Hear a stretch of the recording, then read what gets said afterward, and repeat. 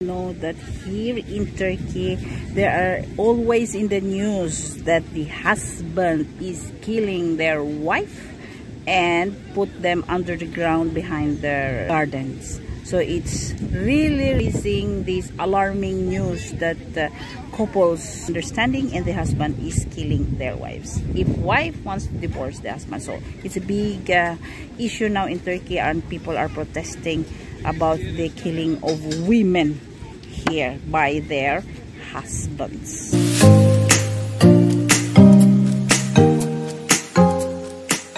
This is Inday Janel, ang ambisyosang YouTuber ng Antalya, Turkey. Kita nyo sa paligid natin, puro dagat yan sa Mediterranean, pero hindi mo makita kasi dahil sa fog. O palang humalik kasi ang langit dito sa aming area sa lupa. So foggy today, my friends. So pag-uusapan naman natin ngayon ang sa Turkey, marami pong mga kababayan natin dito nakapag-asawa ng mga lahing Turko. So, they get married to the Turkish national. So, kailangan ko pa bang magtiis, magsakripisyo para sa aking mga anak para manatili lang ako dito sa bansang ito? Para sa akin, nasa desisyon mo yan, ate. Magdesisyon ka ng maigi kung gusto mong manatili dito kasama yung asawa mo for the sake na sa inyong mga anak. Pero, alam nyo, napakahirap magsakripisyo para sa mga anak natin. Tiisin natin ang makikisama sa lalaking napakahirap pakisamahan para lang sa mga bata. Lalong-lalo na dito sa mga lahing Turko na sinasaktan ng kanilang mga asawa. Kahit ang asawa nila ay mga Turka, marami po ditong binubugbog, sinusuntok, sinasampal, orally, brutally, ang tawag dyan, yung ano sila, pero sasabihan ng hindi maganda. At the rate of for 10 years talaga, marami na kasi ditong nababalita na pinatay yung mga asawa nila. Lagi yan sa social media, nagpo-protesto ang mga kababaihan dito. Maraming mga may asawa dito na pinapatay yung kanilang asawang babae ng lalaki. Kasi siyempre ganon, gawain nila, patayin nilang asawa, tapos i-declare lang nila na I am psychologically ill, I am in depression. So, yung hatol sa kanila ba madali lang? Usually kasi ang mga nangyayari yan, na pinapatay yung mga asawa nilang babae is gusto ng babae makipag-divorce, tapos ayaw ng lalaki. So, at the end of the story, papatayin ng lalaki yung babae. May mga nababalita pa yun dito sa TV na pinatay yung asawa at dalawa niyang anak, nilibing niya doon sa garden nila.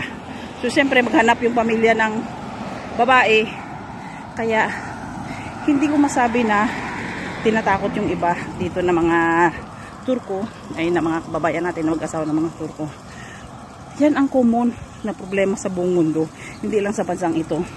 Na, pag magka-problema ang mga mag-asawa, pinapatay nila yung babae. Pero dito talaga sa Turkey, mataas ang rate ng mga ganyan. Binubugbog, pinapatay. Lagi yung binabalita sa nagpoprotesto ang mga tao dito. Bakit yung patayin yung mga kapwa natin mga tao yan? Ay, ipakita ko sa inyo yung funda. Ayan. O, dito, walking ka lagi para maging healthy tayo sa ating mga buhay-buhay. So guys, I'm not telling this to scare you. Baka patayin ako ng asawa mo. Patayin ako ng asawa pag asawa ko ng Turko. No. You have to know them well. Kilalanin nyo sila. Kasi kayo ang nakikisama sa kanila. Kayo ang nakakaalam kung sino talaga sila, ano sila. Kailangan ninyong malaman na kailangan mahal nila kayo kaysa sa mahal nyo sila. Yung 100%, 212% bang pagmamahal nila sa inyo kaysa sa ang ikaw mga 60% lang pagmamahal mo sa kanya. Kasi at the end of the story, kahit matagal na kayong magsama, hindi rin kayo magkakaintindihan ng ending. Madali kasi dito makipag-divorce. So, pag ang reason is pang babae, nahuli mo, may ebidensya ka, madali ka hindi lang ma-divorce agad. Pero, kung ang mga reason is misunderstanding, your relation to work, anymore, so, may mga problema, binibigyan niya ng gobyerno ng chance na magka-okay kayo. Pero yung mga maebidensya ka, binubugbog, sinasaktan ka, ipinapapulis ka, ipapulis mo kung saksaktan ka. Kasi maraming mga kababayan natin dito na nagtitiis talaga. I'm so sorry ha. Pasintabi po sa may mga asawang Turko na nandito. Kasi usually sila ang nagre-react kung anong i-comment ko dito sa YouTube. Kasi yun nga, si Inday, ganyan, may taga-Antalya na ganito. Nagalit. Hindi ko nila lahat na may mga asawang Turko. Marami kung alam nyo lang. Nako, madami mga kababayan natin binububog ng asawa dito, sinasampal, nagtitiis para lang for the sake na abroad, nandito pa rin sila. Kahit kasi may mga anak sila, uwi sila sa Pilipinas, anong mangyayari? Kahit citizen na sila dito, gagawin nila, iuwi nila yung bata, babalik sila ito para magtrabaho. So nasa desisyon niya natin, na desisyon na ng nanay kung anong gusto niyang mangyari sa kanyang pamilya. Ay, so isa pa guys, gusto mong umuwi sa Pilipinas, na nandito sa Turkey, gusto mong makipaghiwalay, pag ang anak mo ay minor de edad, hindi mo talaga iuwi yan unless magpayag yung tatay. Kailangan meron kayong kasulatan na ano ng gobyerno na he's allowing your kids to go home with you in your country. So hindi mo yang maitatakas ang mga bata, kasi talagang yung gobyerno nila medyo mahirap. Ang gobyerno nila dito is talagang paglabas mo sa airport, i-hold nila yung bata kung wala kang papel na dala na may kasulatan na pinapamapayag yung tatay. Ay, hinihingal ako kasi mataas to oh. Oh, ayan, marami nag-exercise dito, naglilinis dyan kasi ang taas, ang ano ng fogging talaga today. Hindi malamig ba init. So guys, yun ang masasaybais ko sa mga may asawang Turko na kung namang problema kayo sa relationship, kung kayang tiisin. Kung hindi nyo kaya, makipag-divorce kayo. Pero pag nakipag-divorce kayo, mag-demand kayo para sa mga anak mo, para sa iyo.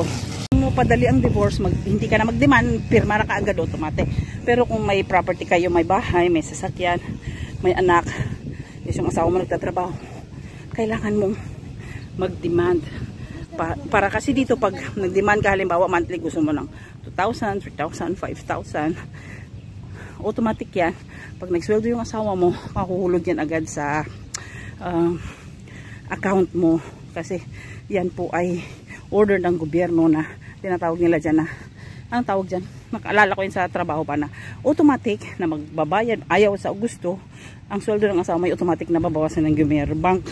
Bangko mismo magbabawas niyan at ihuhulog sa account mo para sa suporta sa iyo. So hiningal-hingal ako, ano ba yan? So matanda na talaga ako, araw-araw na ako nag-walking pero hinihingal-hingal pa rin ako. So this time dito tayo sa area nito. Diyos ko, ang sapatos ko may butas na pala. Ayan o. Itong sapatos ko na ito mahigit 10 na taon na ito. So nabutas na. Yes pa rin tayo. Kasi hanggang kaya ko. Itong gusto ko kasi walking kasi meron siyang ano sa baba, yung form ang paa. Ay di naman tayo bata na sige tayo pasunsyo ng mga maraming mga damit. Hindi na yung priority ko ngayon. Mas gusto kong bumili ng mga bedsheet at mga throw pillow para sa aking bahay. So guys, babalik tayo sa topic na yon. Para ito sa mga baguhan na bago ninyong nakilala ang mga boyfriend nyo sa internet, sa online, may sundalo siya, wala siyang trabaho, kahit anong trabaho sa pagdating sa Turko. Ang isa talaga sa lagi kong pinapayo para sa lahat ay ang kailangan magustuhan ka ng magulang niya. Yun lang pinakasimple. Kahit anong mangyari sa inyo, magkagulo kayo, mag-away kayo, merong pamilya niya na nakasuporta sa iyo. Mahirap kasi na ayaw ka na ng magulang, tapos nagkaganyan ang problema, sususulan talaga ng parents nila, ng mga kapatid niya, kamag-anak, na hiwalayan ka. So wala kang magagawa kasi wala kang kakampi. Pero kung may anak ka, kung gusto mong manatili dito para magtiis kasama siya, magtiis ka. Pero kung pumayag siya na umuwi ka sa Pilipinas kasama yung mga anak mo, so that's good. So sa mga citizen na dito na magka-problema kayo balang araw, kasi ako din hindi ko rin sinasabi na malay mo magkahiwalay din kami ng tatay ng anak ko na Turko. So alam ko na yung mga dapat kong gawin. kung anong pwede, kung mag-last man yung relationship ninyo or hindi. So yan ang maipapayo ko lagi sa inyo. So be strong, kailangan yung magtrabaho, manatili, kailangan ano yung sarili nyo, ready nyo sa mga ganyang bahay, kasi dito may divorce. Kaya nga sinasabi nila na walang forever sa mundong ito. So sa relationship may naglalast, may hindi naglalast. So kung gusto mo magtiis, para sa mga anak, tiisin mo hanggang kaya. Pero kung di mo magtiis, bakit mo tiisin? Iwanan mo si Kiber, si forever na yan. In the Duden Waterfalls pala, dito sa isang mga touristic area where the tourists from all over the world coming to see these waterfalls down. So pero hindi mo makikita siya ngayon kasi dahil sa fog, ang taas-taas ng fog. So ipapakita ko yung fog sa inyo. Grabe talaga. It's just today I've seen this for many years. So this is the fog.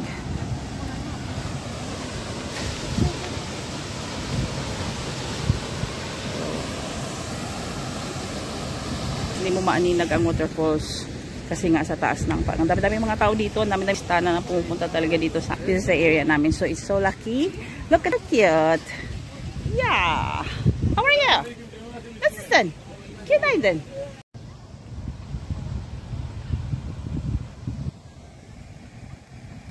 Na talaga ng mga tao ngayon, na mga lalaki na manloko ng kanilang asawa, girlfriend, maghanap ng iba. Siyempre kung laging kinakain mo ay adobo, gusto mo rin minsan ng pansit. Dito uso din ang mga babae na nangaliwa, naghanap ng iba. So sa tao na talaga ito ngayon. In modern times, parang na-westernize na ba yung mundo na it's okay lang na makipagrelasyon siya kahit may asawa. So pero babalik ka pa rin sa asawa. So sa iba hindi nila masikmura, katulad natin na mga Pilipino na siyempre kahit papano kung may asawa tayo, iba kasi talaga ang Pilipino pag nag-alaga sa mga asawa. So hindi naman so far lahat na talagang martir, na talagang nagtitiis tayo para sa ating mga asawa. Meron tayong sariling pag-iisip kasi lalong-lalo na yung mga bagong panganak dyan na nasa may problema sa asawa. So meron po kayong postpartum depression. So kung nakakaintindi yung asawa nyo sa sitwasyon mo, may okay na alagaan ka niya, intindihin ka niya pag laking kang nade-depress. Pero pag hindi nakaintindi yung asawa mo, so problemado talaga yon.